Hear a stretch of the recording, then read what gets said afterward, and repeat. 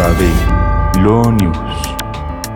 Bienvenidos a JD Lo News, el noticiero donde el Código Penal no se queda solamente en los libros, sino que también se relaciona con las noticias del día a día. Hoy, como siempre, estamos con el abogado Joe Campos. ¿Cómo has estado, Doc? Muy bien, Doc, gracias a Dios, excelente. ¿Tú cómo estás? Bien, Doc, compartiendo como siempre en familia y viendo la decisión de segunda instancia del Tribunal Superior de Bogotá, Sala Penal del caso Álvaro Uribe, motivo por el cual hoy vamos a hacer un capítulo especial analizando esta decisión. Excelente, Doc, excelente, conforme con la decisión. Un poco anonadado, Doc, esta mañana vi en las noticias que una madre lanzó al río Bogotá a su hija de tan solo meses de nacida, Doc. La gente está loca, yo no sé qué se le pasa por la cabeza.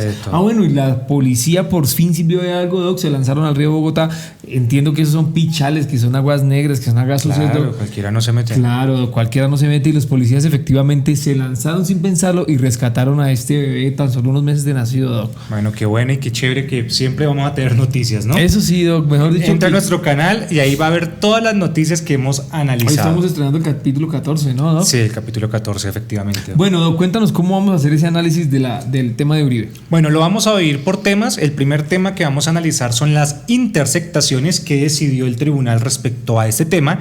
El segundo será analizar los tipos penales, qué dijo el tribunal, y también analizaremos el salvamento de voto de la magistrada. Excelente, Doc, pues comencemos con el tema.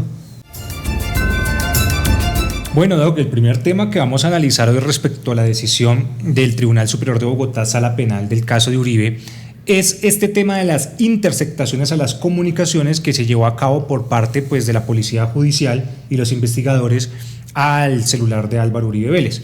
Como sabemos, en primera instancia, la juez declaró que eran legales. Sí, Doc. Y esto fue una de las cosas que ayudó como a fomentar, se podría, o a darle más fortaleza al argumento de que si lo hallaran culpable de las No, de conductas. hecho ese fue el eje central, Doc, uno de los pocos ejes centrales en los cuales se basó la jueza Sandra Heredia para la toma de la decisión de primera instancia, Doc, efectivamente. Exacto, Doc. Pero pues ya el tribunal analizó esto más de cerca para ver si se cumplía lo que dice la ritualidad procesal penal y lo que dice la Constitución, y pues halló que no se cumplía, pero bueno, vamos a ver el desenlace. Lo primero que analizamos, Doc, es, bueno, ¿por qué se había llegado a intersectar el celular de Álvaro Uribe? Tenemos que retroceder un poco al año 2018, cuando estaba sonando mucho las investigaciones del Cartel de la Toga.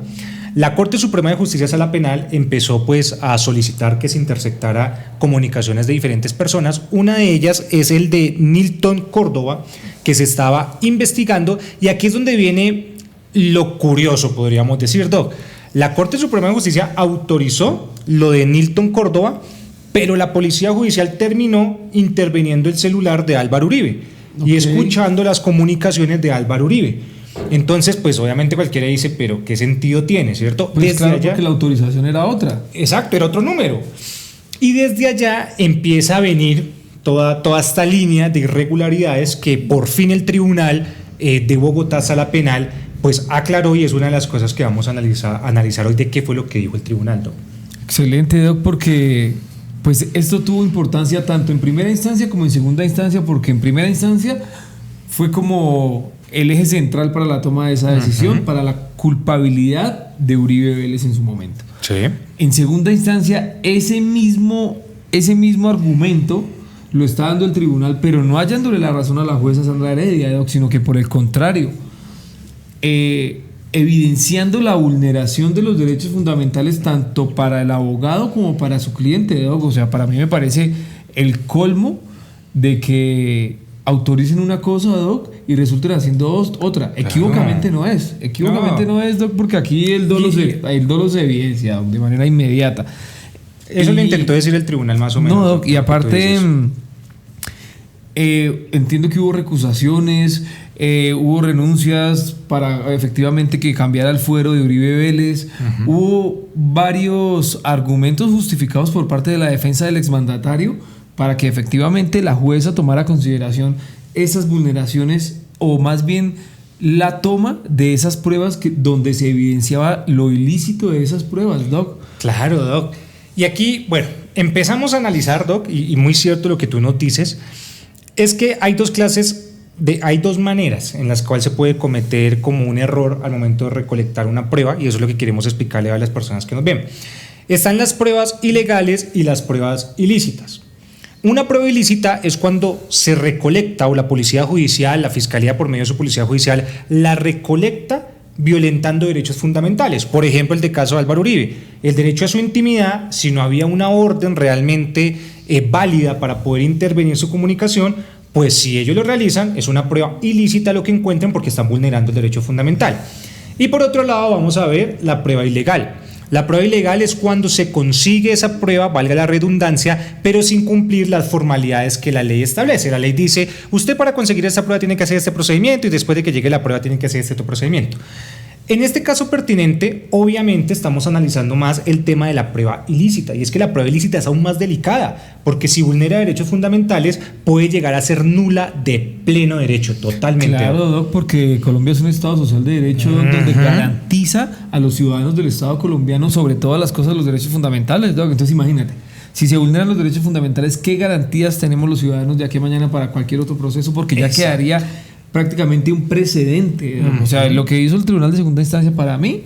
No, también totalmente de acuerdo. Excelente. Y claro, por eso es que es importante, porque muchas veces la gente dice, es que es Álvaro Uribe. No, esto nos puede pasar a cualquiera. Por eso es que es importante que el tribunal haya colocado un freno y haya explicado, venga, espere, usted no puede conseguir elementos de prueba así como así.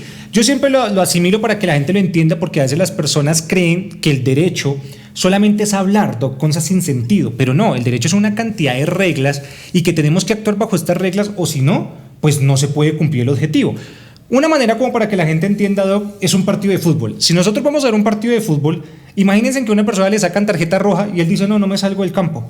O que una persona mete gol fuera de lugar y lo ven en el bar, que si es fuera de lugar y dice, no, a mí no me importa, claro, yo me lo valgo. Eso sería un caos, ¿cierto? Claro, se exalta todas las ritualidades que tiene cada cosa, Doc. Sería un caos. Y en el derecho, por eso es que hay unas reglas, por eso duramos tantos años estudiando, Doc, para saber cómo funcionan y ver cuándo se aplican y no. Yo entiendo que las personas, obviamente, que no son abogadas, no entienden esto, es normal porque no estudiaron esto, y cuando escuchan argumentos ellos se basan solamente en lo que escuchan, pero ellos no pueden ver en la profundidad porque no tienen conocimiento jurídico. Doc. Prácticamente están a expensas de lo que dicen los medios de comunicación, simple y llanamente, Doc. Por eso es que nosotros como abogados, que sí tenemos el conocimiento, analizamos, juzgamos para bien o para mal, pero es nuestra obligación, Doc, porque tenemos el conocimiento. Doc, ¿sabes qué? Si se lo aplicaron a Uribe Vélez, Doc, quien tiene todo el poder del mundo, quien tiene toda la economía del mundo para pagar su defensa, imagínate cómo no le va a pasar a uno como ciudadano, Doc. Exacto. La gente no entiende eso. O sea, si le vulneran los derechos a alguien que tiene miles de ojos encima, imagínate a uno, Doc, que no tiene sino 2, 3 personas que están pendientes de uno. ¿Qué, Doc? Efectivo, Doc. Pero bueno, algo también entonces como para explicarles más, Doc. Entonces, ¿cuándo realmente la policía judicial, obviamente, o la fiscalía por medio de la policía judicial, puede solicitar que efectivamente se intervenga la comunicación de una persona, ya que recordemos, artículo 15 de la Constitución Política, todos tenemos ese derecho a la intimidad y el Estado tiene que garantizarla? La ley establece que la Fiscalía por medio de la Policía Judicial tiene que tener motivos razonablemente fundados, Doc. Esto no tiene que ser solamente, yo tengo una pequeña sospecha, no, tienen que tener motivos, Doc, y pruebas ya de que efectivamente esa persona posiblemente cometió la conducta punible o colaboró, y eso se lo tienen que presentar obviamente para poder llevarlo a cabo, Doc. Eso no es así, claro, como Doc, así. Y entonces aquí ya se empieza a caer lo de Álvaro Uribe, porque resulta que a Álvaro Uribe no se le estaba haciendo una investigación formal en ese momento. Dice el tribunal, no había una investigación paralela en ningún caso a él. De antemano no se conocía a él como un procesado. Entonces, ¿por qué terminan interceptando el celular de él cuando la orden era solamente para esta persona, Córdoba, Doc? La Corte Constitucional nos ha dado unos parámetros, Doc, que tenemos que cumplir al momento de recolectar estas pruebas para que no sean ilícitas, y son 3 principios, si me permiten se los leo. Es el principio de legalidad. Dice la Corte, la medida debe estar prevista en la ley y autorizada por la autoridad competente. Segundo, principio de necesidad. La intervención debe ser indispensable para alcanzar un fin legítimo. Y el tercer principio es el principio de proporcionalidad. La afectación al derecho fundamental no debe ser excesiva frente al objeto perseguido. Doc, la Corte Constitucional nos ha dicho entonces a nosotros y a todo obviamente Colombia y al sistema judicial de que si la persona va a llevar a cabo el violentar la intimidad de otra, para la interceptación de comunicaciones, se deben cumplir estos principios, y que si estos principios no se cumplen, pues obviamente puede llevar a que se dé la nulidad. ¿Y qué significa la nulidad? Que todas esas pruebas que estaba utilizando la Fiscalía en mi contra, llega y dice obviamente el tribunal, ya no se van a tener en cuenta, desaparecen y esas pruebas ya no lo atacan. O sea, ¿por qué? dejan de existir. Dejan de existir porque se consiguieron de manera ilícita, en este caso. Y acuérdate que lo que explicamos al inicio, lo ilícito es más delicado, la prueba ilícita, que la ilegal, claro, porque la ilícita violenta el derecho fundamental.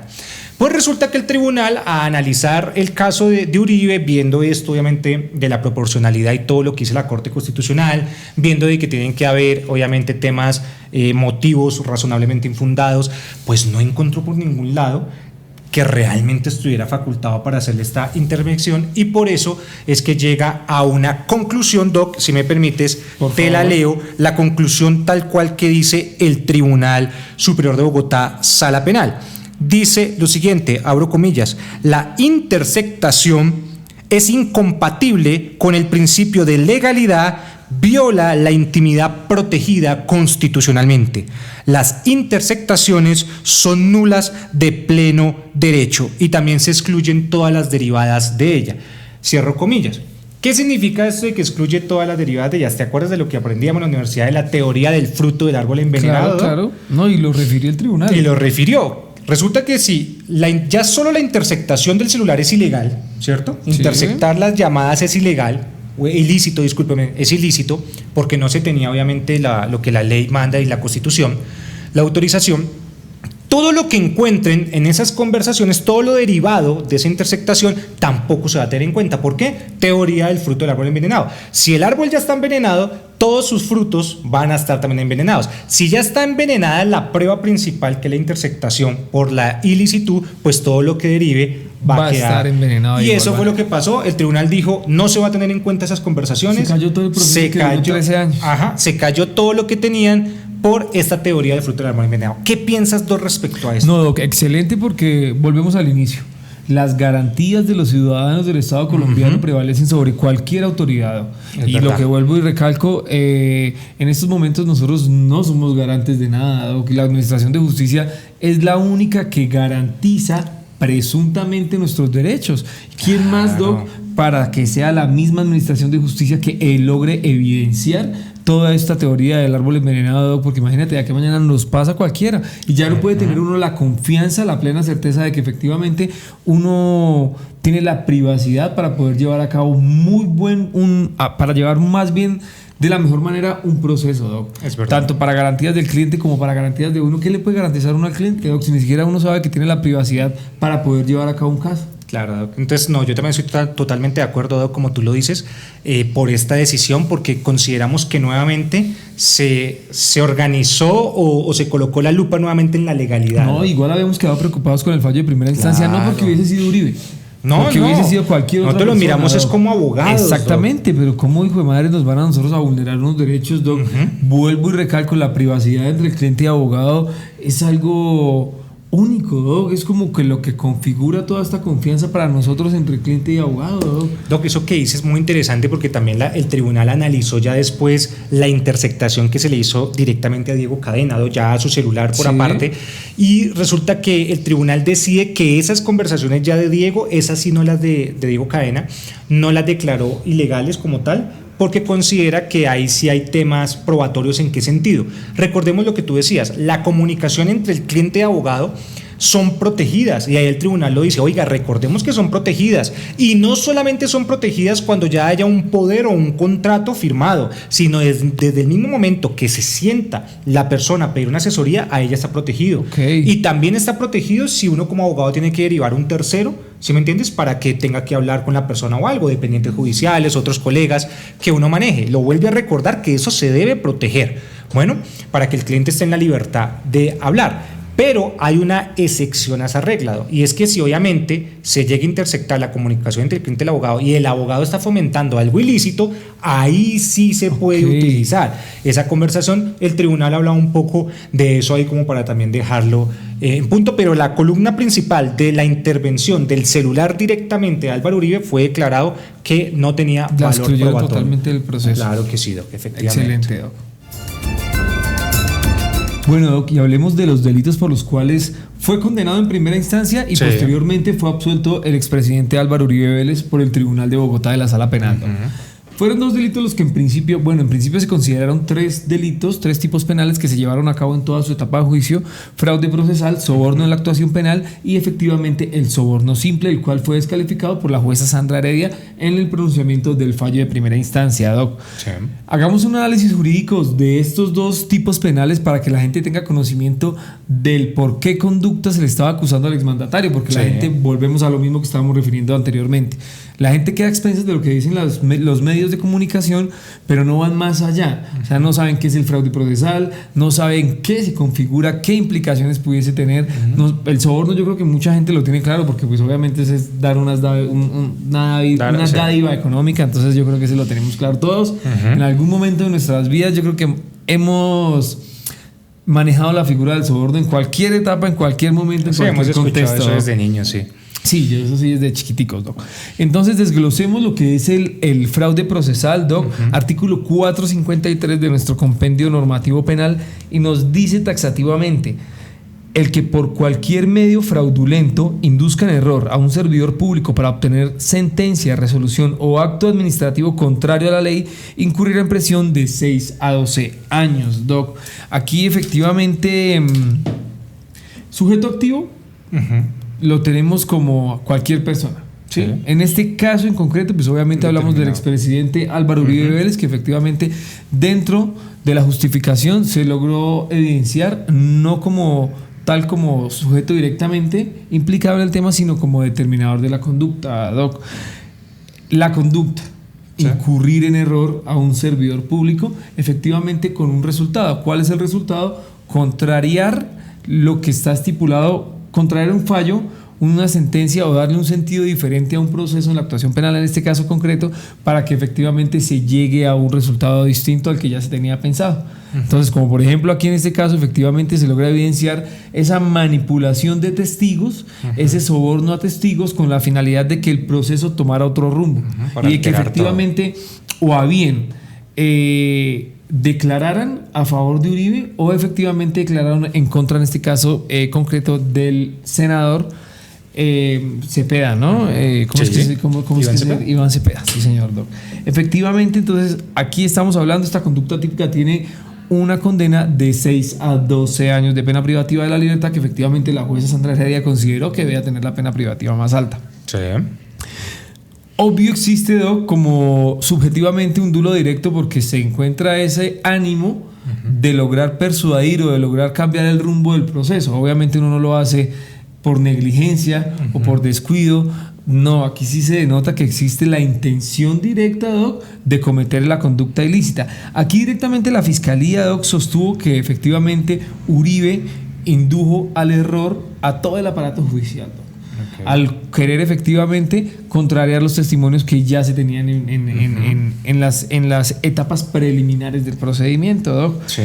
Finalmente fue condenado en primera instancia, absuelto en segunda instancia, no porque no se haya considerado que efectivamente él haya realizado la conducta, sino porque efectivamente todos los elementos de prueba por los cuales se basó la jueza en primera instancia venían ilícitos, ya venían contaminados desde el principio. Así que efectivamente no quiere decir que el exmandatario no haya querido cometer la conducta o que no la haya cometido, pero efectivamente, como nos pasa aquí en la oficina, aquí por elementos o por vicios de prueba se caen absolutamente todos los procesos, se vicia el proceso, se logra demostrar efectivamente, y por más que nosotros tengamos homicidas acá, que defendamos homicidas, que defendamos hurtos, que defendamos efectivamente secuestros, muchos de los casos los hemos ganado no porque los clientes no cometan la conducta, sino por la negligencia del aparato judicial al momento de recolectar todos los elementos de prueba, Doc. Y volvemos a lo mismo, gracias a Dios se logró evidenciar en el tribunal, porque si no hubiéramos quedado acá. Eso nos da una seguridad jurídica a todos los abogados en el país, Doc.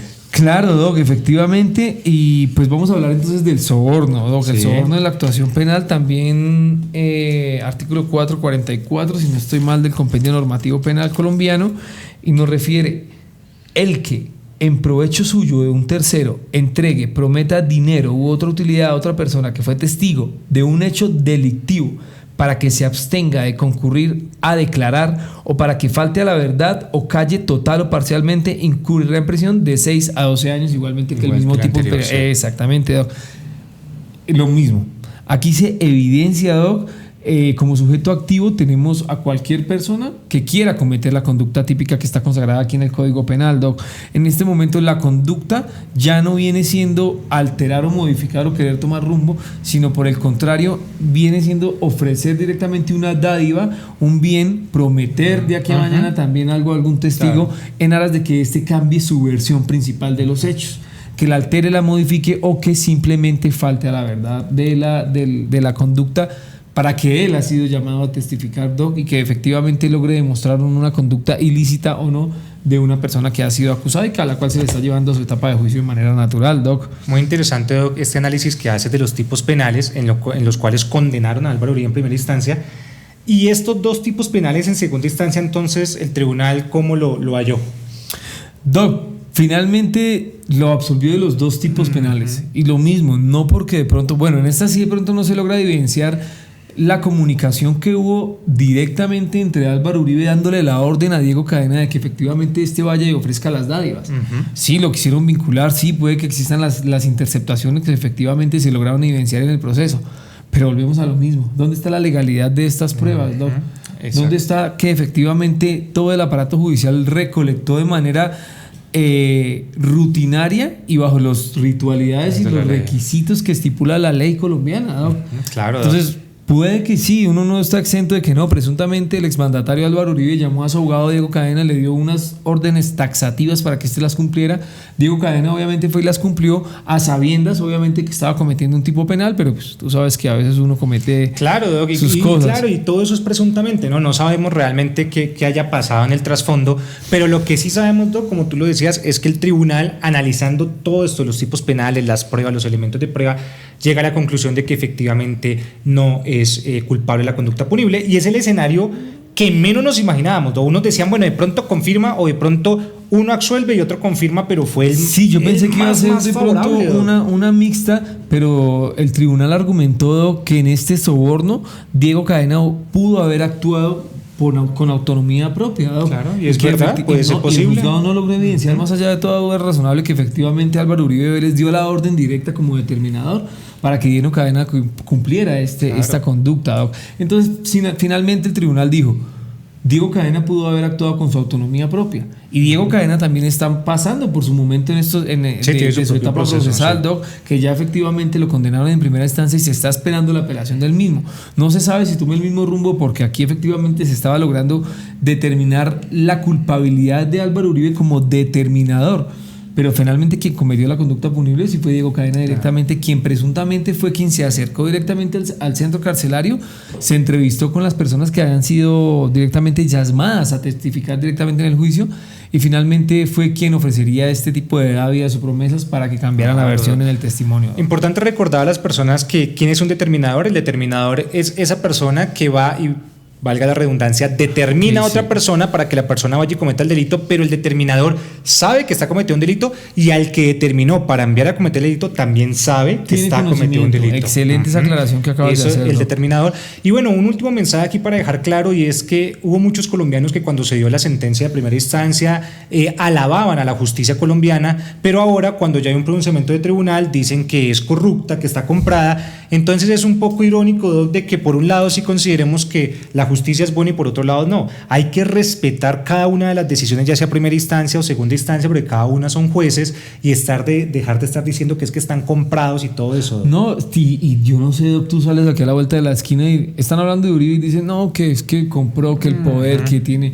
No, Doc, está bien que esperemos todas las instancias posibles, porque claro, las oportunidades a las personas no se les puede dar una sola vez para que demuestre o no la culpabilidad, o por el contrario, que demuestre que efectivamente no es la persona que está cometiendo la conducta, Doc. Exacto. Y hay unas ritualidades efectivamente y unos caminos por los cuales el procedimiento penal colombiano rige, Doc, y efectivamente está la primera instancia, está la segunda instancia, está el recurso de casación que puede ser presentado tanto por la fiscalía como por el representante de víctimas también, Doc. E incluso en este caso donde el fallo hubiese sido condenatorio y confirmatorio para la primera instancia, hubiese podido ser presentado por la defensa del presidente Álvaro Uribe o por el presidente Álvaro Uribe, también cumpliendo con unas ritualidades, porque esto no es que vuelva a revisar todo el proceso desde el principio, no, efectivamente mira la legalidad de cómo se llevó a cabo el fallo de segunda instancia, ¿no? Porque la gente pensará, bueno, y este es otra tercera instancia que van a volver a revisar las pruebas que ya tomó en consideración en primera instancia,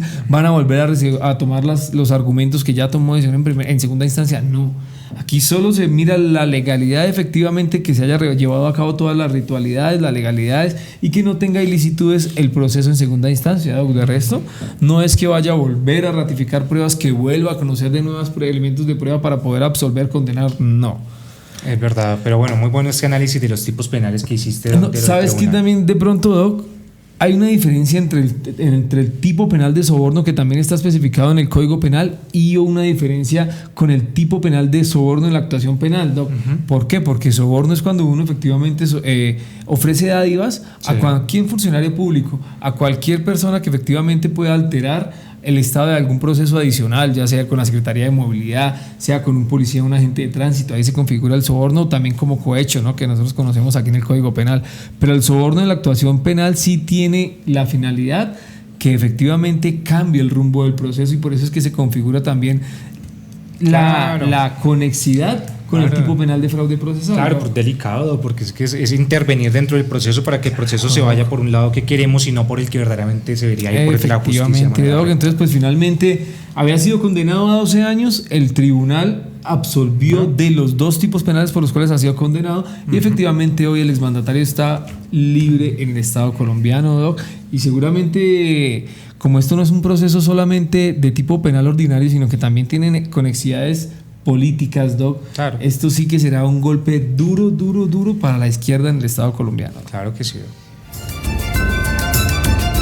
Bueno, Doc, el otro tema que vamos a hablar es el salvamento de voto que se llevó a cabo por una de las magistradas del Tribunal Superior de Bogotá, Sala Penal, que bueno, nos dejó a todos un poco pensativos. De pronto la ciudadanía la dejó más pensativa, fue en el sentido de que, oiga, pero si uno de los jueces no está de acuerdo, entonces ¿cómo así que lo absolvieron y que se tomó la decisión fue de darle como la libertad de los delitos que le estaban acusando, Doc? Pero aquí realmente pues lo que queremos explicar es que un salvamento de voto consiste en que precisamente cuando ya llegamos a un cuerpo colegiado de jueces, porque cuando vemos primera instancia siempre va a ser solo un juez, pero cuando vamos a un cuerpo colegiado, llamamos colegiado cuando son más de un juez. Ya en este caso en segunda instancia pues vimos que en el tribunal eran 3 jueces, y así también va a pasar en casación. Bueno, son varios jueces. En el caso pertinente del Tribunal de Bogotá, que iban a tomar la decisión ellos 3, pues obviamente la mayoría gana. Sí. Exacto. Entonces, en el caso pertinente de Álvaro Uribe, 2 estuvieron de acuerdo de que se diera la decisión. Exacto, que se diera el fallo absolutorio de los 2 tipos penales que lo habían condenado en primera instancia, pero hubo una magistrada que dijo, no estoy de acuerdo totalmente, entonces ella va a venir a dar su postura, y eso es el salvamento de voto. O sea, prácticamente explica el por qué no está de acuerdo con la decisión que tomaron. Exacto. Eso queda en el mismo cuerpo de la sentencia. Vemos toda la sentencia al inicio, cuenta, bueno, los hechos, qué es lo que se analiza, y finalmente la decisión de la mayoría de los magistrados. Pero después vienen los argumentos del salvamento de voto, donde la magistrada en el caso pertinente dice en qué se está de acuerdo o en qué no está de acuerdo. Bueno, se hace más énfasis en lo que no está de acuerdo, como para dejar su postura. ¿Tiene algo de peso, Doc, de pronto en cuanto a esa decisión, o ya no tiene nada? No tiene, es relevante ya. No es relevante. O sea, se va a tomar la decisión de la mayoría. Por eso es que desde que se terminó la lectura de sentencia se dejó claro que Álvaro Uribe pues ya no se le hallaba culpable de esos 2 tipos penales. Pero de pronto, en lo que puede como quedar el eco de este argumento de la juez, es cuando ya casación analice la situación, que es lo que más adelante vamos a analizar. Pero entonces eso del salvamento de voto, porque mucha gente decía, no, pero es que aquí hay trampas y los 3 no están de acuerdo. No es trampa, sencillamente gana la mayoría, como siempre. 2 estuvieron de acuerdo, 1 no, y se le da la oportunidad a ese uno de que dé sus argumentos. O sea, eso es como en una junta directiva. Sí, se podría decir así. Hay que ese derecho a que lo escuchen a uno, bueno, a la parte que no está de acuerdo, Doc.